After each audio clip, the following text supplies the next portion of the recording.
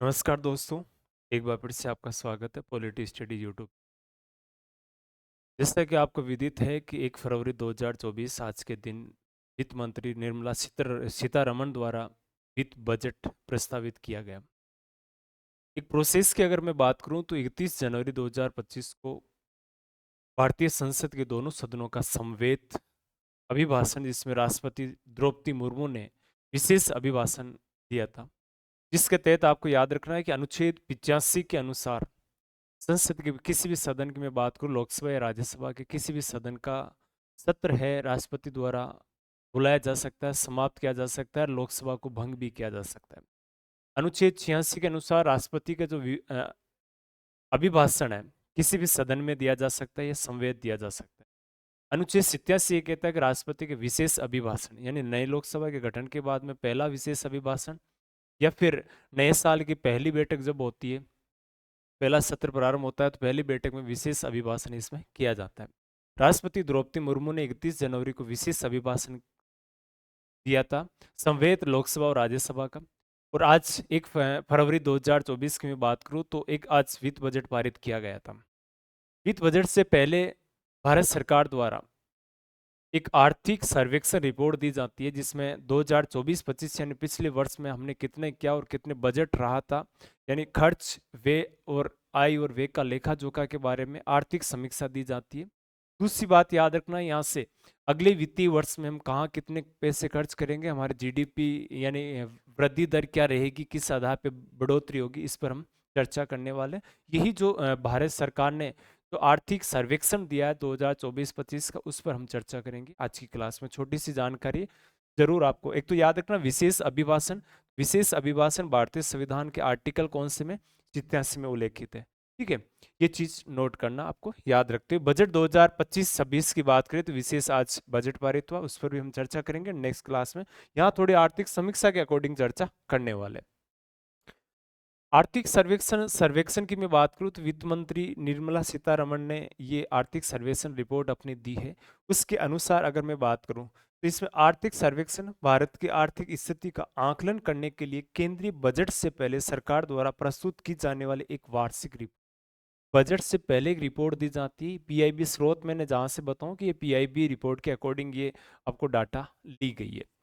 ठीक है, मुख्य आर्थिक सलाहकार की देखरेख में वित्त मंत्रालय के आर्थिक प्रभाग तैयार की गई रिपोर्ट केंद्रीय वित्त मंत्री द्वारा संसद के दोनों सदनों में प्रस्तुत की जाती है। जो केंद्रीय वित्त मंत्री होता है संसद के दोनों सदनों में ये रिपोर्ट देता है। इस रिपोर्ट के बाद बजट प्रस्तावित किया जाता है, जिससे आकलन डाटा मेले मिलान किया जा सके। ठीक है, इस सर्वेक्षण में आर्थिक प्रदर्शन का आकलन किया जाता है, जिससे केंद्रीय विकास पर प्रकाश पड़ने के साथ संबंधित चुनौतियों यानी जो आने वाली जो चुनौतियां कौन सी रहेगी उस पर भी आकलन होता है। इसमें आगामी वर्ष के लिए आर्थिक दृष्टि से मिलता है। आर्थिक सर्वेक्षण पहली बार है 1950-51 में बजट के एक भाग के रूप में प्रस्तुत किया गया था। पहली बार कब आया था आर्थिक सर्वेक्षण रिपोर्ट? तो 1950-51 में। और 1964 में ये केंद्रीय बजट से अलग दस्तावेज बन गया, जिसे बजट के एक दिन पहले प्रस्तुत किया जाता है। बजट से एक दिन पहले प्रस्तुत किया जाए, आपने देखना बजट की एक फाइल अलग आएगी आपके सामने पीडीएफ वगैरह, और आर्थिक सर्वेक्षण यानी व्यय का आय का जो ब्यौरा है, किस पर कितना खर्च हो रहा है, जैसे 150 से अधिक योजनाएं दे रहे कि उन योजनाओं पर कहाँ कितना खर्च हो रहा है, कितना आय होगा, कितना उसमें से व्यय होगा, इस पर पूरा ब्यौरा डाटा अब देखते हैं इसमें। तो इस 25 की अर्थव्यवस्था की स्थिति की बात करें तो एक तो देखो वैश्विक अर्थव्यवस्था वर्ष 2025-24 में के वैश्विक अर्थव्यवस्था के में मध्यम असमान वृद्धि देखी गई। और अंतर्राष्ट्रीय मुद्रा कोष आईएमएफ, इंटरनेशनल मनी फंड की बात करें तो इसके इस वर्ष लिए 3.2% की वृद्धि का अनुमान लगाया। जो हमारे जीडीपी वगैरह है उसमें वृद्धि की बात करें तो इन्होंने कहा है कि 3.2% वृद्धि हो सकती है, जिसमें आपूर्ति श्रृंखला व्यवधानों के कारण विनिर्माण में मंदी के साथ सेवा क्षेत्र की मजबूती पर प्रकाश डाला। विनिर्माण में मंदी रहने की बात की गई है और सेवा क्षेत्र की जो सेवाएं प्रदान की जाती है उसमें मजबूती की बात इसमें की गई।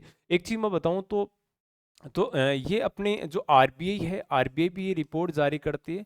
आरबीआई ने कहा कि भारत की जो वृद्धि दर है जीडीपी विकास दर है वो 6.1 से लेकर 6.3 के लगभग रहने वाले, जबकि भारत सरकार ने ये 6.2 से 6.5 के लगभग की बात इसमें कही है। ठीक है, ये आकलन होता है कि हमारी जो वृद्धि दर है जीडीपी क्या रहने वाली है।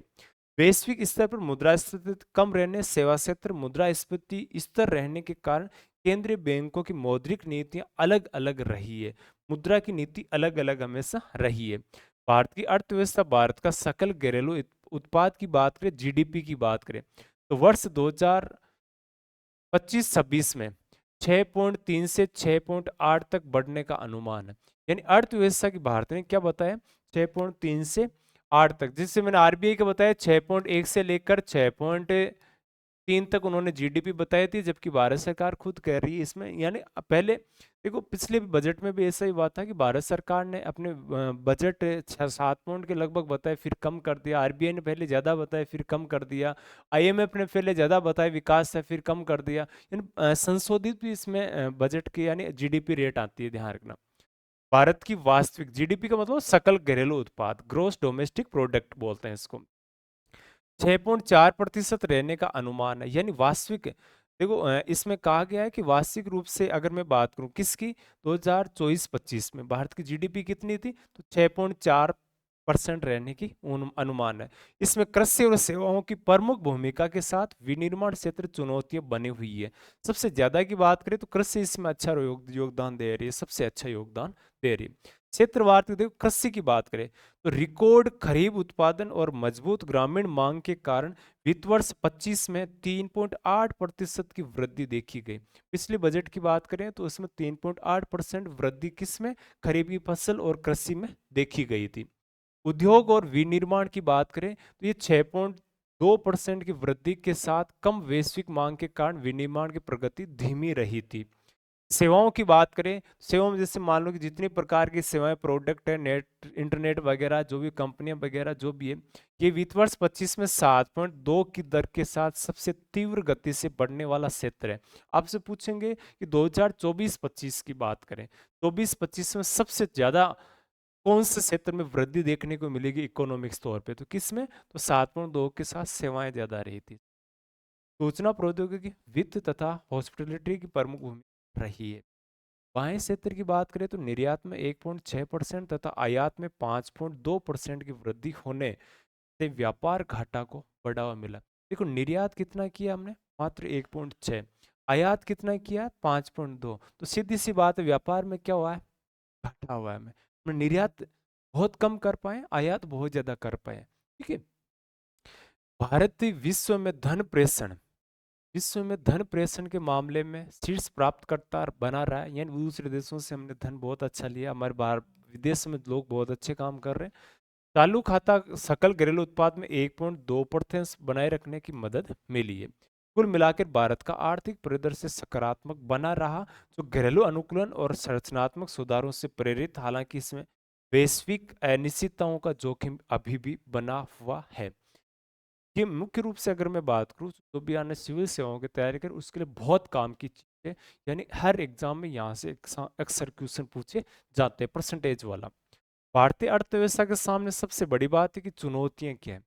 चुनौतियां भू राजनीतिक अनिश्चितताएं, रूस यूक्रेन युद्ध, इजराइल हमास संघर्ष ने व्यापार, ऊर्जा, सुरक्षा, मुद्रास्फीति को प्रभावित किया है। स्वेज नहर के व्यवधान के कारण जहाजों को केप ऑफ गुड होप के मार्ग से होकर जाना पड़ता है, जिससे माल ढुलाई की लागत और डिलीवरी का समय बढ़ जाता है। स्वेज नहर से एक डायरेक्ट मान लो कि व्यापारिक जो साधन है उनका आवागमन होता था, एक चक्कर लगा के जाते हैं, तो इसमें हमारा खर्चा इसमें क्या बढ़ जाता है। अर्थव्यवस्था में व्यापार नीति की बात करें, जोखिम और संरक्षणवाद भारत के निर्यात और आपूर्ति श्रृंखलाओं को प्रभावित करते हैं। मुद्रास्फीति और विनिवेश की बात करें, निवेश की बात करें, तो इसमें कमी आई है। वैश्विक मुद्रास्फीति यानी यहाँ से हम बात करें, जैसे रुपया डॉलर के मुकाबले जैसे मान लो कि भाव लगातार बढ़ रहे हैं, ऑल ओवर देखें तो रुपया की वैल्यू भारत में थोड़ी सी मुद्रास्फीति कमी जरूर आई है, लेकिन फिर भी विश्व वैश्विक स्तर पे हम बात करें तो ये कमी नहीं, फिर भी बढ़ोतरी भी की बात जरूर हुई है। मूल्य वृद्धि का जोखिम बना हुआ है, मूल्य वृद्धि का जोखिम अभी भी बना हुआ है। हालांकि वैश्विक स्तर पे देखें ना तो मुद्रास्फीति कम रही है, लेकिन हम ऑल ओवर विश्व की तुलना में देखें ना, तो भारत की मुद्रा स्थिति की बात करें तो रुपया है डॉलर के मुकाबले बहुत कमजोर हुआ है। ठीक है। मौसम संबंधी असंतुलन और आपूर्ति श्रृंखला में व्यवधानों के कारण खाद्य मुद्रास्फीति चिंता का विषय बनी हुई है। कमजोर वैश्विक विनिर्माण मांग से भारत के विनिर्माण क्षेत्र पर दबाव बढ़ा है, जिससे निजी निवेश में कमी आई है। वित्तीय जोखिम बढ़ती सब्सिडी, वित्तीय जोखिम यानी वित्त संबंधी बढ़ती सब्सिडी, कम कर संग्रह, कम आना कर का, केंद्रीय हस्तांतरण का निर्भरता के कारण राज्य राजकोषीय घाटा में वृद्धि। राज्यों के राजकोषीय घाटा क्या लगातार कम हुआ है। आगे हम क्या करने वाले हैं, तो भू राजनीतिक और अनिश्चितताओं प्रबंधन करने वाले। इसके लिए हमें क्या करना है, व्यापार मार्गों और साझेदारों में विविधता लाना है, बदलाव परिवर्तन लाना है। घरेलू नवीकरण ऊर्जा, सीधी सी बात है कि हम क्या करेंगे, घरेलू स्तर पे सौर ऊर्जा है, पवन ऊर्जा है, ठीक है, तापीय ऊर्जा, इनका क्या करेंगे, ज्यादा से ज्यादा लगाने का प्रयास इसमें करें। इससे व्यापार अनुकूलता में निश्चित आएगी, यानी द्विपक्षीय समझौतों और वैश्विक आपूर्ति श्रृंखला में विविधीकरण भागीदारी से व्यापार में अनुकूलता लानी है।